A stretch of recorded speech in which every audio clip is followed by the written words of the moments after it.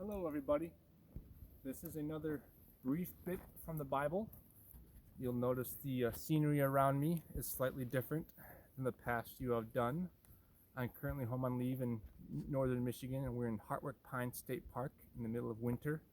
And Michigan winter is very scenic, as you can see, though it's slightly cooler than Guam is year-round. Today we're continuing our theme of diligence, and we'll be in Proverbs once again. Today we're in Proverbs chapter 27. I have my notes written out in front of me. My dad is videoing me so I can do a full hands-on. Hopefully this might be a better view for you. Howdy. Proverbs 27 verses 23 through 27. And today we're talking about diligence in finances, in possessions, and in business. This will be, I think, the last one I do on diligence, but it's also going to serve a double purpose of being a segue into our next series, which will be on finances, possessions, and business, and what the Bible has to say about that. In Proverbs chapter 27, starting in verse 23, it says, "Be thou diligent to know the state of thy flocks, and look well to thy herds. For riches are not forever, and doth the crown endure to every generation? The hay appeareth, and the tender grass sheweth itself, and the herbs of the mountains are gathered. The lambs are for thy clothing, and the goats are the price of the field. And thou shalt have goat's milk enough for thy food, for the food of thy household, and for the maintenance for thy maidens." So diligence to know the state of thy flocks, and looking well to thy herds. Back in Bible times, it was a heavily agrarian culture and society. That meant most people were farmers or had something to do with farming, whether it was crops or maybe it was husbandry with herds, with cattle and sheep.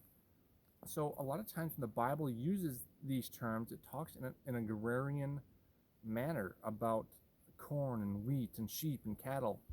But all we have to do is translate that to a modern economy. Some of you, obviously farming and husbandry still exists, but most of us don't do that on a day-to-day basis.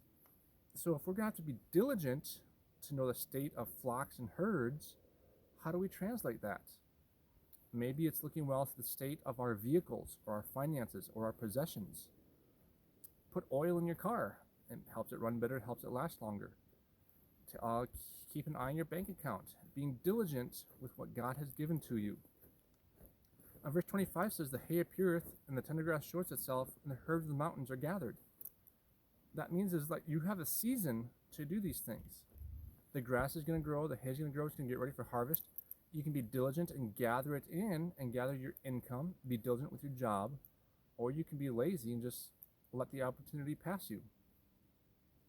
But if you do all this diligence, we're not going to go a deep dive into this. Just normally we're just going to have a very brief bit, and this is probably running longer than it normally does already. But going down to verse 27, "Thou shalt have goat's milk enough for thy food, for the food of thy household, and for the maintenance for thy maidens."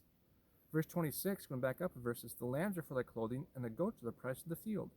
So it takes work to gather these things in. It takes a little bit of labor, but that's the cost of living. The cost of living back in Solomon's day was tending to your herds. These days, it might mean going to work, punching a clock, working that assembly line, or whatever your job happens to be. Do it with diligence, because that's how you earn your living. Take care of your possessions. Take care of your vehicles. Take care of your clothing. Take care of what God has given to you, because by taking care of them, they will last longer and they will better help you live your life. And that's it for today's brief bit from the Bible.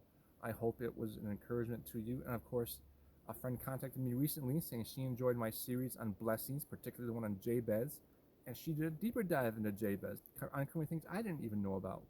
So please feel free to take these brief bits and do a long bit yourself and do a deeper dive into diligence. And the next time I come to you, maybe it'll still be winter scenery, but it will start our series on business and finances. I'm standing in front of the old monarch tree here at Hartwick Pines. Great scenery, one of my favorite state parks in Michigan. But hopefully you enjoyed the scenery, and hopefully you enjoyed this series on diligence. And I'll see you guys later. Bye.